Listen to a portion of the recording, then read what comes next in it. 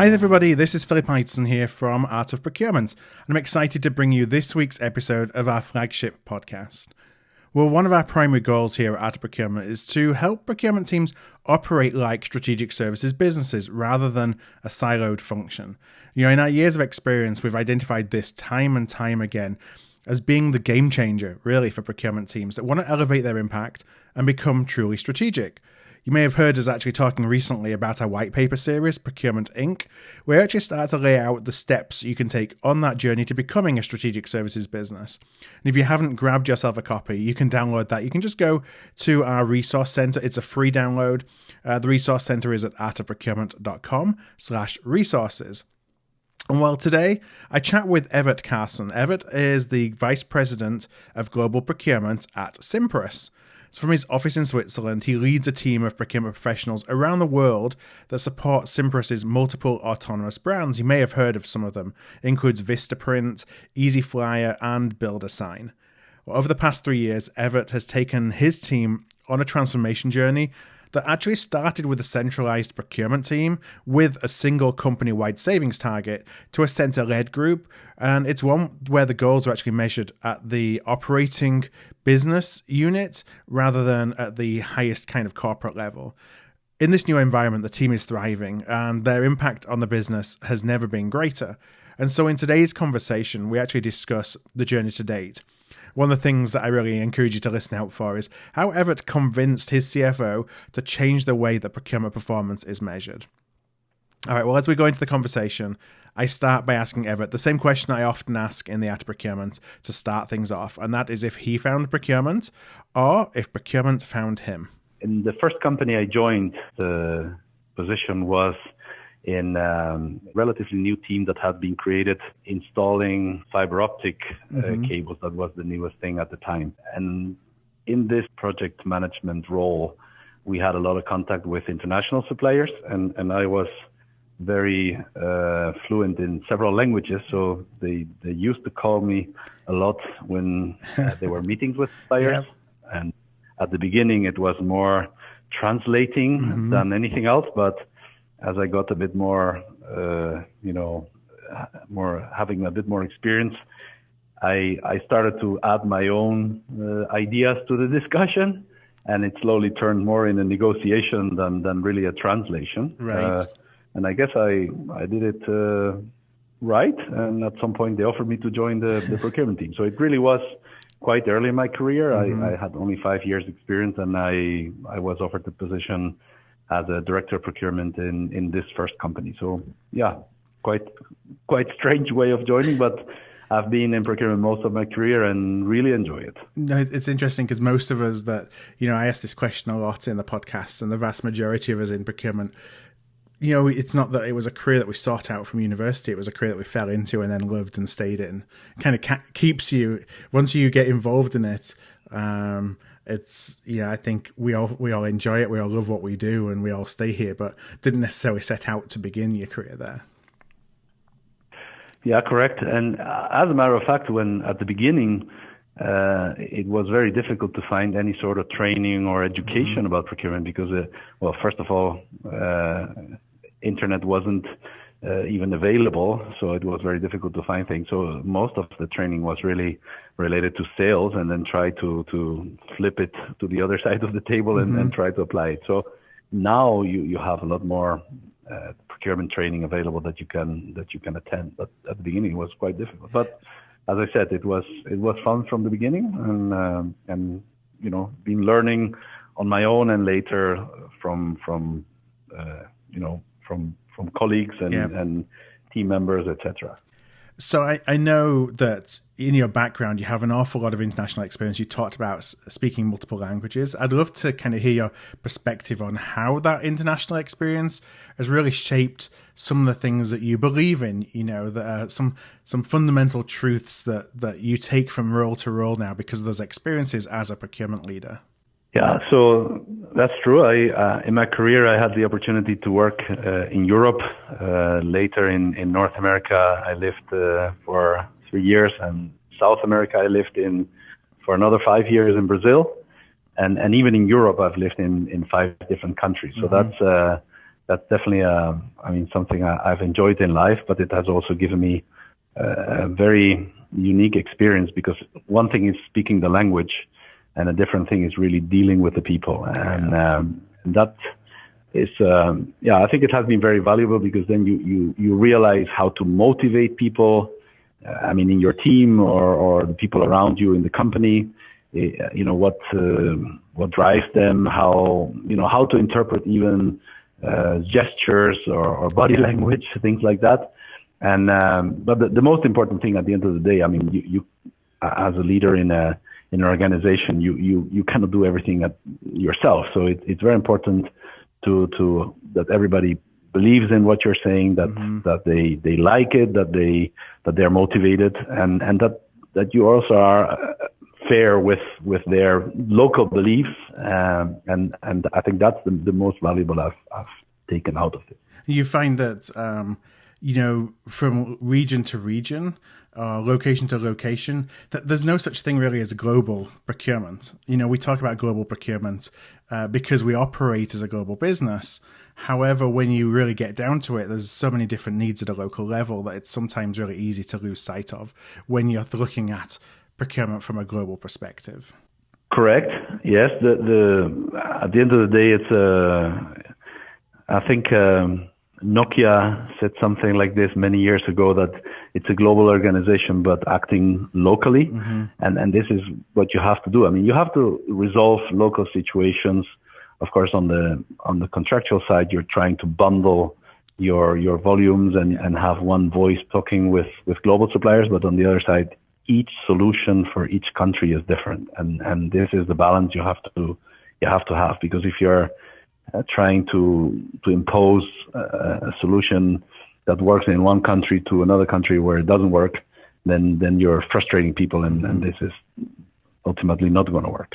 Yeah, I want to come back to that in a minute. I want to talk a little bit about the procurement journey that you've been on at Cimpress, which I think that actually ties into when we get into the details of kind of how you're structured and some of the challenges and opportunities you have at Cimpress. But before I go and ask questions specifically about kind of your organization, I just wonder if you could share a little bit so listeners can get a picture of who Cimpress are. Cimpress is a company that was founded in 1995 as Vistaprint, and later changed its name when it became the parent company of a group of printing businesses. Cimpress is focused on mass customization, which means producing small orders of custom products for the customers, of course. With the reliability, quality, and affordability of mass-produced goods. So, in other words, selling at the cost of large volume products that are made to order. Yeah. And that's the uniqueness of Cimpress, and really the invention that has been copied by other companies, but Cimpress really was the pioneer in this. And so you are now, as I understand, multiple. As a holding company, as Cimpress itself, you've got multiple different operating companies around the world. Is that right? Yes.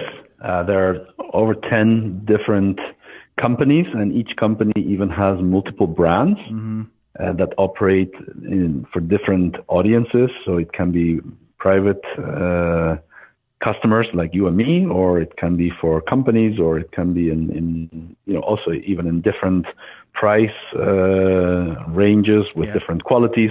So it's a very, very diverse setup. So what does that mean for you then in terms of how you have to structure a procurement organization to support, what's ultimately kind of a holding company with lots of different and very, very different businesses, albeit around the same kind of theme? How do you structure the group to kind of support that? So procurement is set up as a service function. So we are not mandatory, let's say, group that defines the rules and who are the suppliers for each application. The way we operate is we provide a service to the businesses to help them find the best solution for their needs, and of course, ultimately, the objective is to bundle as much as possible the spend of Cimpress to have the strongest possible contracts in our favor. So operating as a services function, what does that mean in terms of, how you're looking and thinking about the needs of the business? Because so many times we look at procurement as being a function. It's something at a procurement, we're really passionate about thinking about procurement as a business, as a strategic services business within a business. But it means you got to think differently and set up your capabilities differently because of the different needs of the business. So, I wonder if you could talk me through what ensuring that you have the capability to support each one of those individual business units looks like, and how that's maybe different than a traditional procurement team. Yes. So first of all, it is very important to be close to each of the businesses. They're all different. It's not one corporation that shares the same, products, the same culture, the same market. So they're all different. So we need to be very close to each of them individually. That's the first thing, to the management, to the marketing organization, to the operations, etc. There is a high investment in relationships and understanding the business. And on our side, on the procurement team side, we are a highly experienced team that have very strong market intelligence. Yeah. We have systems in place that can provide the background of this. We do have even in this decentralized world, we have a centralized database, so we know exactly who is buying what from which suppliers, the pricing. Contracts are shared across the business, so everybody has access to them. And what is very important in your question is that we don't overlap and we keep our roles. So we realize that when we negotiate with suppliers, the business is the end customer, and we are the function that does the negotiation, but we are not competing with each other. So we have different roles. We share the results. After all, at the end of the process, we share the results. But by the way, the global procurement team doesn't have a target for ourselves. So it's, one very important thing is to avoid having to have the discussion, okay, this saving belongs to me or this saving belongs to you. It always belongs to the business. We don't take any credit on our own for any savings. It's always the business result. And last thing, the business is always responsible for the procure to pay, so the operational process. Yeah, it's actually really interesting you say that you don't have a target, and I'm sure that's it's something that's we're just not used to in procurement. You're also always used to having that savings target and living by that savings target, and then everybody in the business thinking, well, you're just motivated because you want to claim some savings for yourself. You don't really care about or have less of an interest in what business outcomes I want from these suppliers. So it makes it for a much easier conversation, I imagine, when you're not going in with that kind of motivation or perceived motivation. Yes, this is actually, I think, one of the highlights of the way of working, that the targets are always the ones we agree with the businesses, but we don't have targets on our own, and we don't have to fight for credit. That I think that's a very clever way of approaching it. We of course have a budget where each year we provide information to the businesses of what we forecast will happen with prices in the different segments of the market. It can be logistics, or it can be raw materials, or anything.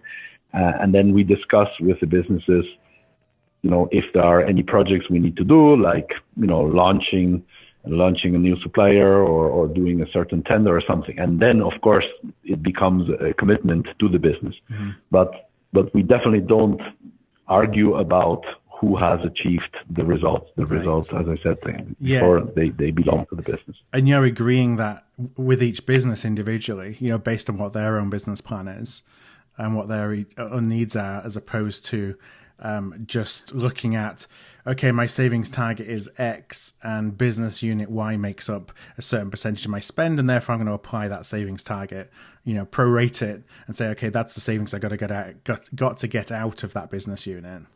I'd love to ask, as a follow-on to that then, a couple of questions really. The first one is, in an environment where you don't have those formal targets, how are you measuring the performance of your team? What do you look for? What does success and failure look for when you look across your team? As I said before, at the beginning of the year, we have the budgeting process where we agree on a number of projects that we will execute for each of the businesses. We don't only agree on the project, but also on the timing of the project. Yeah. And we set a target, a financial target for this project. So after all, we do measure it, but it's not like we have, let's say, a 3% savings target across the board and everybody has to agree a 3% on an individual and on a business level. It is based on the agreement that we do for the budget. Now, of course, during the year, there are always opportunities that come up that we hadn't thought about and make and deliver additional results, as there are sometimes unexpected negatives that we have to fight. So besides the budget, there is a number of things that are unforecasted. And so when you go back to the business and you talked about obviously sharing your budget with all the businesses that you support, and at the end of the year, like, how do they measure your ROI? How does the business itself measure that investment in procurement? Is it looking at what you've set out at the beginning of the year, the financial targets, the number of projects, everything you talked about in terms of how you kind of measure performance individually? Is that rolling up? Or is there another way of somebody saying, what, the ROI of procurement was X, and that means I'm comfortable investing or continue to invest or increasing the investment in procurement? No, it's the second one. I mean, we measure how successful the projects have been. We try to learn, if something goes wrong, why it did go wrong, that it doesn't happen again. But it is in a way, it's a process where we have to prove, as I said at the beginning, we are a service function, so we have to prove that we deliver value, and this is and we have to prove it too for each of the functions.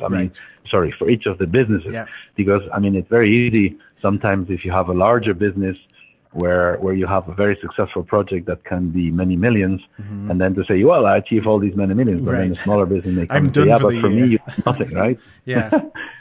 Yeah, absolutely. No, that's one of the dangers of, when I've worked on the consulting side and service provider side, where you have these savings targets, and you do that, you find you have these big projects and you save lots of money in those big projects, and that's all well and good for the people who are the beneficiaries of that. And the rest of the business is looking at like, well, how about me? I still pay for your, as a, the way that I look at it is all of our stakeholders pay for procurement. They're investors in procurement. And so you want to make sure that every single one of them gets the value that they want out of that investment. Exactly. And of course, although we are focused for the most part, the global procurement function is focused for the most part on the source to contract part of the process, not the procure to pay. We are also engaged in certain occasions when there are escalations, there could be quality issues that need to be escalated, or there can be delivery issues or whatever. Because as you said, for a certain smaller business, or even for a certain area of a larger business, a smaller thing might be very important to have a successful launch, or to meet demand of a certain country, or something like that. So it's not as simple as saying, okay, I achieved my 3 big projects and the rest doesn't matter. You really have to be successful across everything, across the full range. So with so many different needs across the different businesses, does that change kind of how you approach processes and procedures, or do you still have kind of the same process that you just deploy into each project? Or are you kind of flexing that as needs are changing for each one of those business units? So above all, there is a procurement policy that we use as a guideline. It sounds a bit weird to call it policy, and then the next thing I say it's a guideline, but that's really how we work. There are, we got together several years ago and we wrote this policy to say, okay, these are the high level thinking that's behind the way we operate. We shared it with everybody, but we're not using it to, to make them accountable, right, to do exactly on both sides, on our side and on the business side, to do exactly what's written there. I mean, it's just to remember who we are, what we are responsible for, and what we should be doing to deliver the results. But then, as you said, we flex it to each project, to each situation as needed, and to each moment in time. It can be, for example, in our business we have something, a period of the year that basically the last quarter of the calendar year, which we call high season.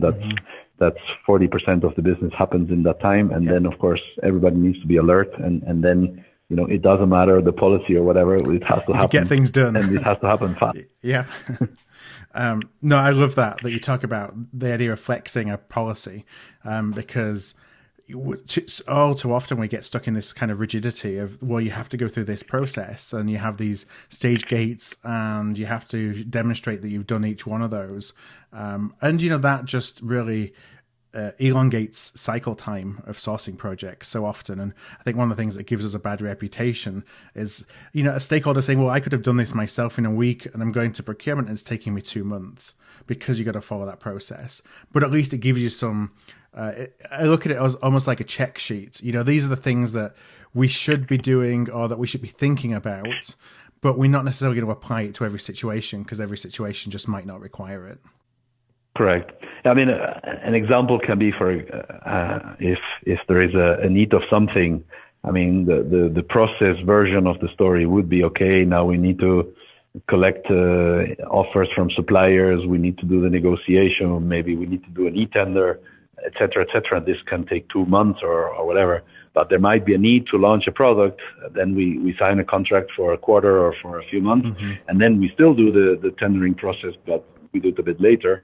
So it's, if the business needs it quickly, we can have a quick solution, then do the formal process a bit later. I mean, that's basically the concept. One of the questions that I wanted to ask was, we've talked a lot today about procurement being a services business, essentially, rather than a function. You talked a bit at the beginning about investing in relationships and the importance of investing in those relationships. What does that mean for the skill sets or the capabilities that you look for in the procurement professionals you need to actually carry out the vision that you have, that to enable that flexibility? I think it needs some non-traditional procurement skill sets. I'd just love to hear your perspective on kind of what you look for in your team to be able to successfully operate in this environment. It comes back to the relationships for the most part, and the relationships means that, of course, the procurement team, we interact with different levels of people in the businesses. So you have the people that participate in the project, but at the same time you need to make sure you have the management on board, and you have the time to execute the projects. Because I mean, if there is too much of a rush, the results might not be the ones they expect. And at the same time, one thing I said before, but I say again now, for us, for procurement, it's very important that we bundle as much as we can. Yeah. So we try to ensure that, if a business has a need and this need happens in another business, that the cycle time, so, if the contract is negotiated annually or biannually or every 6 months or whatever, that the cycle time matches the cycle time of the other business, because then it becomes a lot more efficient. You got to coordinate. If one business wants it monthly and the other one wants it annually, then you get crazy, right? So it's this relation with the management of the business to make sure that they understand that they are part of something bigger, and that takes a bit of time, but eventually everybody understands because the results are better. So from a governance perspective, you're working obviously with individual businesses and supporting individual businesses. How do you look at, how you are rolling all that up from a reporting perspective and from a management perspective? Are you still keeping it at the business level, or are you bringing it to a corporate level?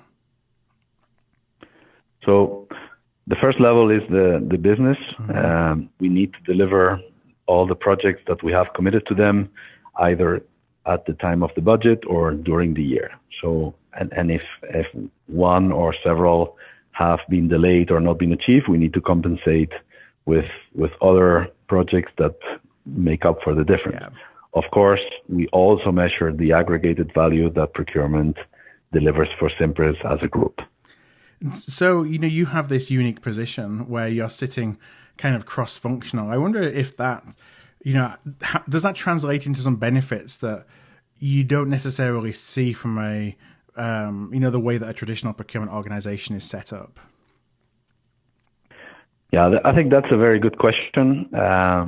We're one of the very few functions that really interacts with all the different businesses. The business among themselves are not so often in contact.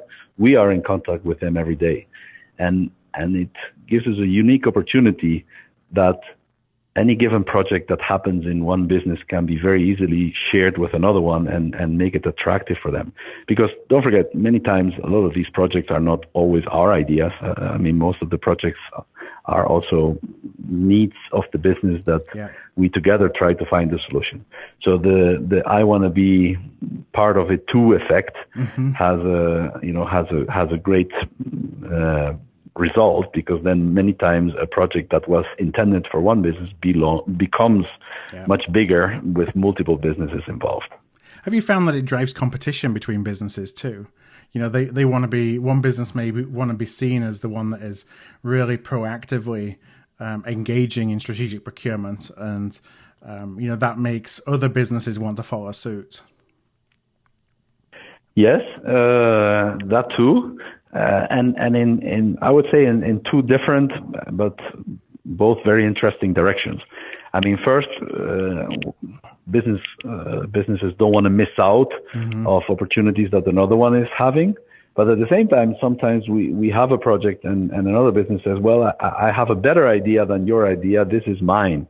So and then all of a sudden, you have more people thinking about solving a problem, and it is at the end a much better result for Cimpress. So it can be like, adopting a technology or using a different raw material, etc. But then, of course, everybody benefits of it at the end.